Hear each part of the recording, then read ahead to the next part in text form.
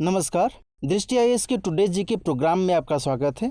आज के सेशन की शुरुआत कल के अभ्यास प्रश्न से करते हैं। कल हमने अभ्यास प्रश्न के तौर पर आपसे पूछा था, राष्ट्रीय वन्यजीव सप्ताह यानी नेशनल वाइल्ड लाइफ वीक 2020 कब मनाया जाता है।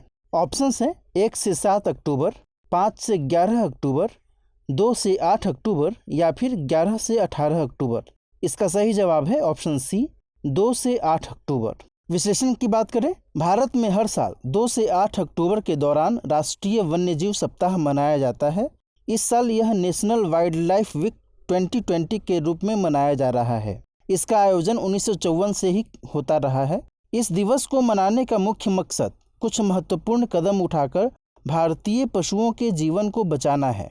इस वर्ष इस सप्ताह को ROAR यानी rover and revive exploring human animal relationships के साथ मनाया जा रहा है। हालांकि पूरे भारत में कई संगठन इसका आयोजन करते हैं, लेकिन यह उत्सव मुख्य तौर पर राष्ट्रीय वन्यजीव बोर्ड द्वारा आयोजित किया जाता है। राष्ट्रीय वन्यजीव सप्ताह मनाने के मकसदों में शामिल हैं वन्यजीवों के बचाव और संरक्षण के लिए लोगों को जागरूक करना, वन्यजीवों को संरक्षित करने वाली सेवाओं को इम्प्लीमेंट करना, वन्यजीव संरक्षण से संबंधित मुद्दों की पहचान करना और उन पर चर्चा करना। तो इस तरह इस प्रश्न का सही जवाब है ऑप्शन सी, 2 से 8 अक्टूबर। अब यहाँ पर जो हमने आपको विश्लेषण में बताया है कि कौन सा मेन संगठन है जो इसका आयोजन करता है, वो आप ध्यान में रखिएगा, राष्ट्रीय वन्यजीव बोर्ड। हमारे वीडियो अंग्रेजी में देखने के लिए फॉलो करें हमारा ही दूसरा यूट्यूब चैनल दृष्टि आईएएस इंग्लिश।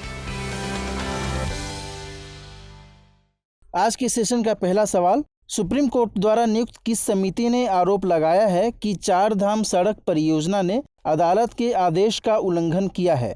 ऑप्शंस हैं रंगराजन समिति, आशीष मेहता समिति, सुधीर चंद्रन समिति, रवि चोपड़ा समिति।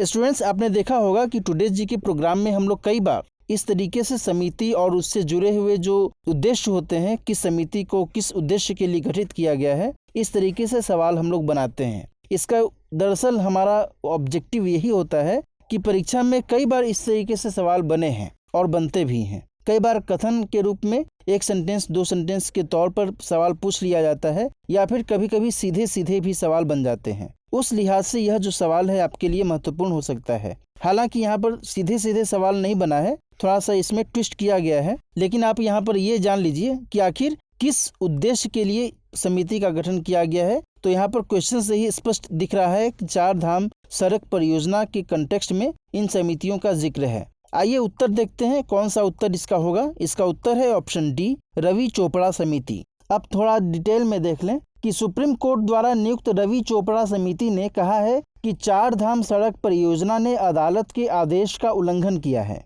कोर्ट ने फैसला दिया था कि 4 धाम परियोजना के तहत निर्मित सड़कों की चौड़ाई 5.5 मीटर रखी जाएगी। यह फैसला सड़क परिवहन और राजमार्ग मंत्रालय की रिकमेंडेशंस के आधार पर पहाड़ी सड़कों के लिए सुनाया गया था। इसके विपरीत भारत सरकार ने सड़क की चौड़ाई 10 से 12 मीटर स्वीकृत कर ली थी। इस समिति के अनुसार यह साफ तौर पर सुप्रीम कोर्ट द्वारा दिए गए आदेश का उल्लंघन किया गया है। आपको बता दें कि 4 धाम परियोजना का मकसद 4 हिंदू तीर्थ स्थलों केदारनाथ, बद्रीनाथ, गंगोत्री और यमुनोत्री को कनेक्टिविटी प्रदान करना है। यह एक महत्वपूर्ण तथ्य है, यहाँ पर आप नोट कर लीजिएगा, क्योंकि 4 धाम परियोजना में इन चारों को कनेक्ट करने की बात कही गई है। सवाल इस तरीके से भी बन सकते हैं कि 4 धाम परियोजना में कौन से तीर्थ स्थल शामिल हैं या फिर शामिल नहीं हैं। बहरहाल इस परियोजना की अनुमानित लागत 12,000 करोड़ रुपए है।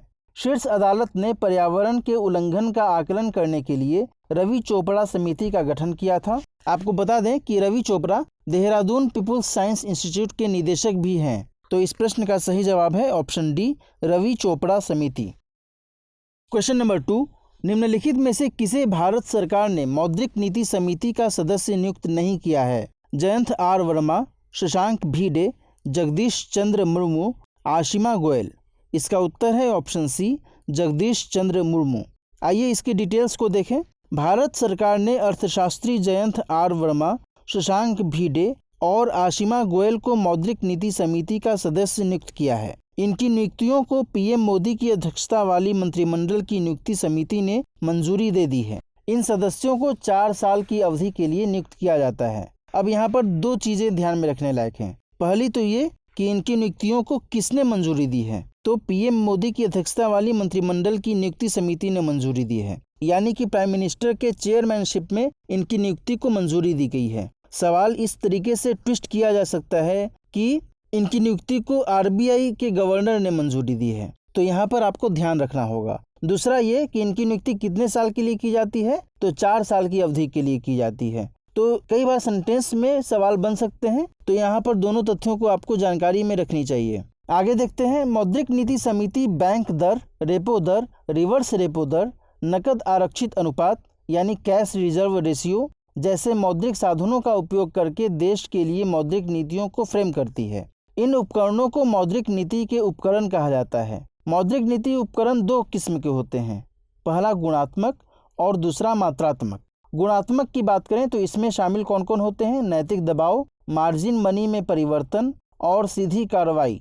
दूसरा मात्रात्मक की बात करें तो इनमें शामिल होते हैं नकद आरक्षित अनुपात यानी CRR, रेपो दर, बैंक दर, वैधानिक तरलता अनुपात यानी SLR, तरलता समायोजन सुविधा और सीमांत स्थायी सुविधा।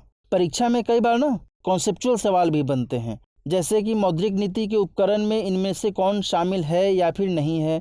दूसरा ये कि कौन सा गुणात्मक उपकरण है या फिर कौन सा मात्रात्मक उपकरण है या फिर नहीं है। तो उस लिहाज से यह व्याख्या आपके लिए महत्वपूर्ण हो सकती है। आगे और आपको बता दें कि ऑप्शंस में जो हमने चर्चा की है जगदीश चंद्र मुर्मू की, वो दरअसल कौन है, वो दरअसल भारत के कैग हैं, यानी नियंत्रक एवं महालेखा परीक्षक। कैग को हम लोग फुल फॉर्म के तौर पर कहें तो वो होते हैं controller and auditor general of India. तो यहाँ पर ऑप्शन सी हमारा सही जवाब होगा। आगे क्वेश्चन नंबर 3 को देखते हैं। भारत सरकार ने निम्नलिखित में से किसके लिए नए उत्सर्जन मानदंडों की एप्लीकेबिलिटी को अक्टूबर 2021 तक बढ़ा दिया है। ऑप्शंस हैं 2 पहिया वाहन, मालगाड़ी, ट्रैक्टर या फिर उपरोक्त सभी।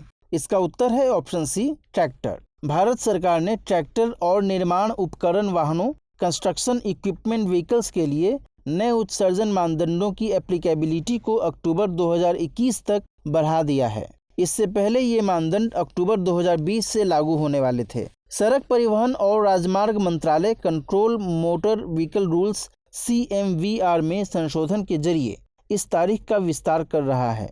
यह संशोधन कृषि मशीनरी जैसे पावर टिलर, ट्रैक्टर, हार्वेस्टर और निर्माण वाहनों के लिए अलग उत्सर्जन मानदंड प्रदान करता है। तो इस तरह इस प्रश्न का सही जवाब है ऑप्शन सी, ट्रैक्टर।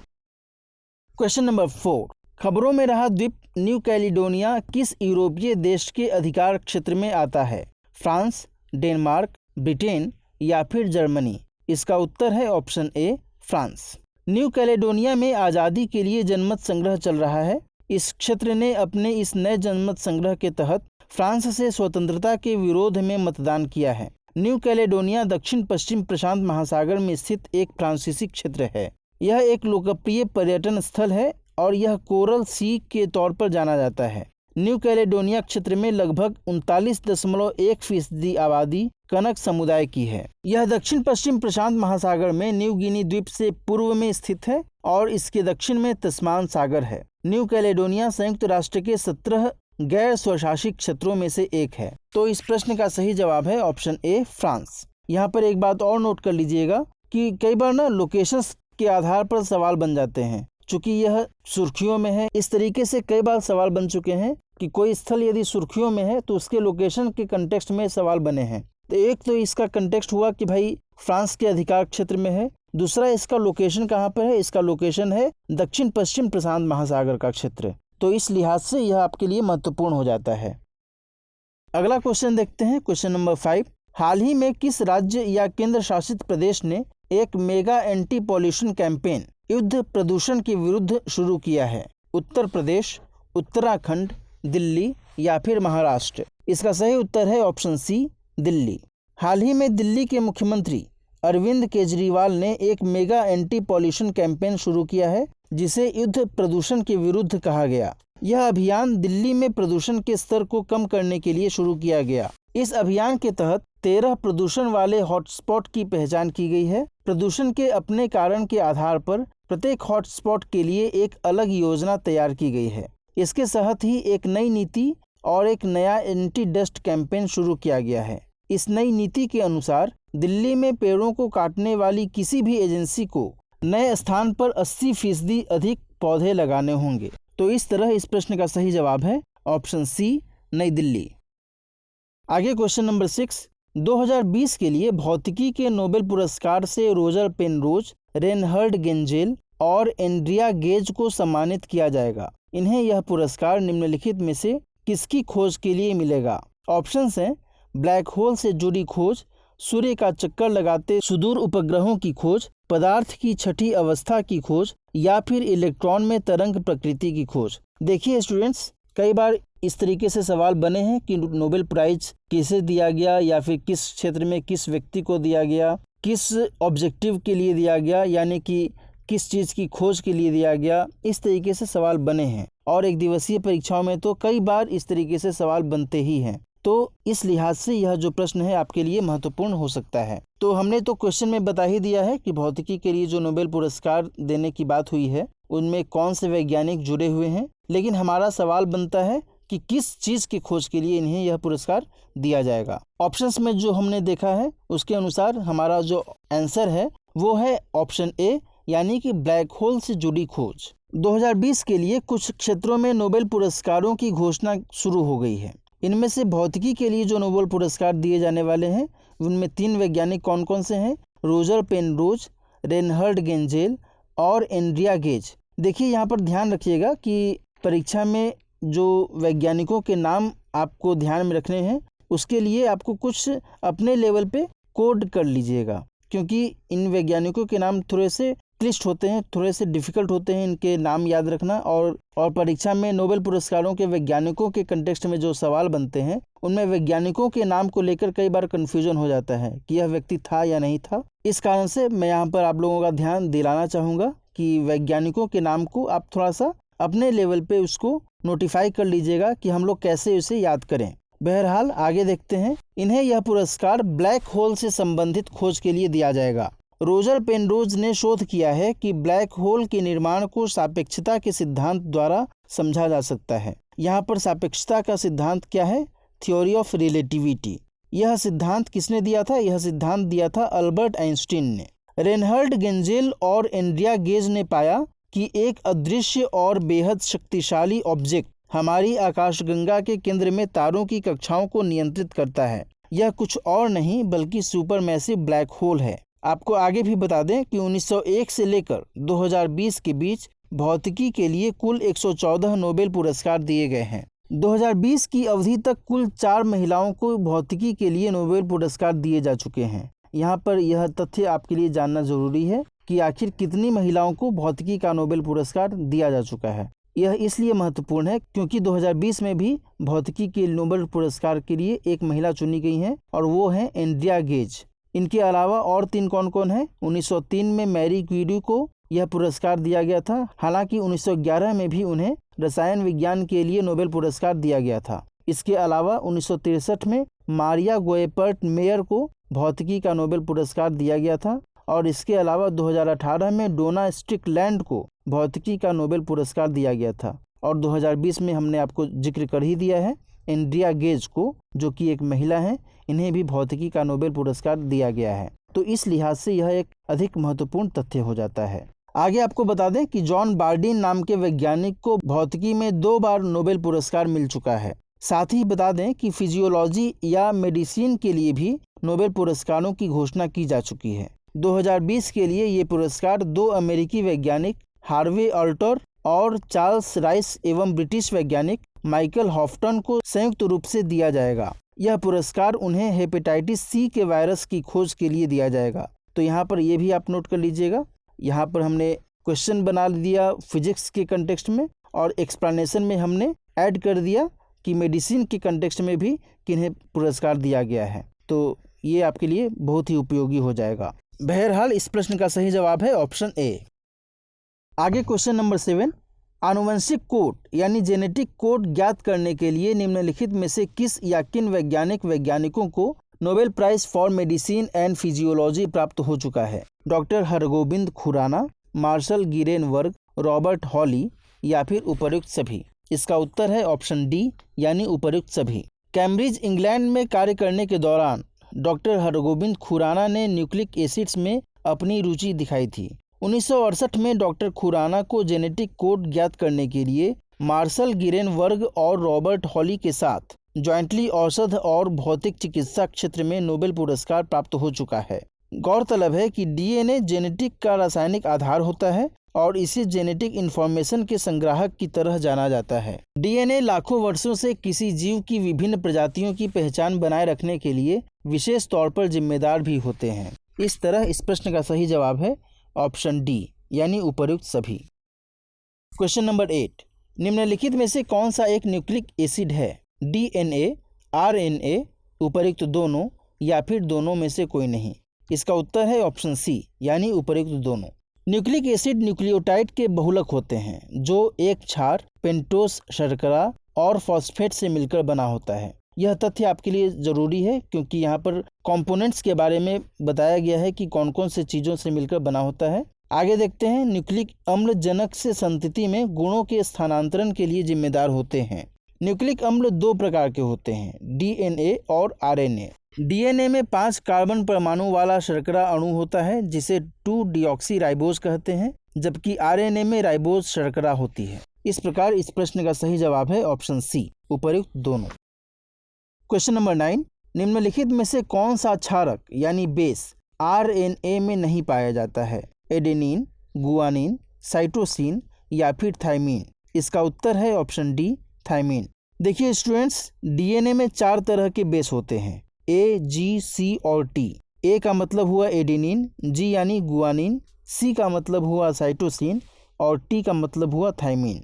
होता यह है कि आरएनए में भी 4 क्षारक यानी बेस होते हैं, लेकिन उसमें अंतर ये होता है कि इनमें प्रथम 3 बेस डीएनए के समान तो होते हैं, लेकिन जो चौथा बेस होता है वह यूरेसिल यानी यू होता है। इस प्रकार आरएनए में जो क्षारक पाए जाते हैं वे हैं एडेनिन, गुआनिन, साइटोसिन और यूरेसिल। इस तरह जो ऑप्शन हमने दिए थे उसके अनुसार ऑप्शन डी है हमारा सही आंसर नहीं है, क्योंकि आरएनए में यह क्षारक मौजूद नहीं होता।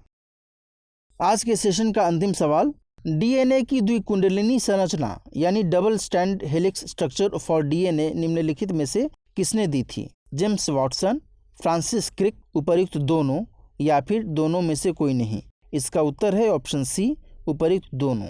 न्यूक्लिक एसिड की एक श्रृंखला के सीक्वेंस से संबंधित सूचना को इसकी प्राथमिक संरचना कहते हैं। न्यूक्लिक एसिड्स की द्वितीयक संरचना भी होती है। जेम्स वाटसन और फ्रांसिस क्रिक ने डीएनए की द्विकुंडलिनी संरचना दी थी।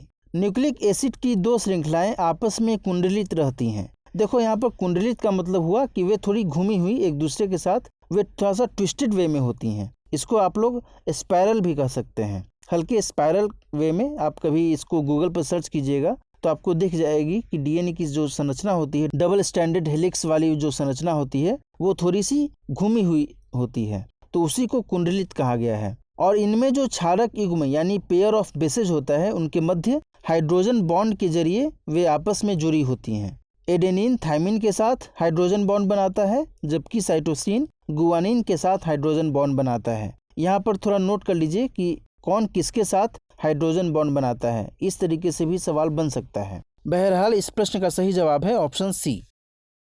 नोट करते हैं आज के सेशन का अभ्यास प्रश्न। प्रश्न है, निम्नलिखित में से कौन सी संस्था भारत के सबसे बड़े HPC AI सुपर कंप्यूटर परम सिद्धि AI को कमीशन करने वाली है? NITI Aayog, centre for development of advanced computing, Indian institute of technology Delhi या फिर Indian institute of science Bengaluru. इस प्रश्न का सही जवाब कमेंट सेक्शन में दीजिए। मिलते हैं नेक्स्ट सेशन में कुछ नए सवाल और उनके एक्सप्लेनेशन के साथ ही इस अभ्यास प्रश्न के सही जवाब के साथ। तब तक के लिए नमस्कार।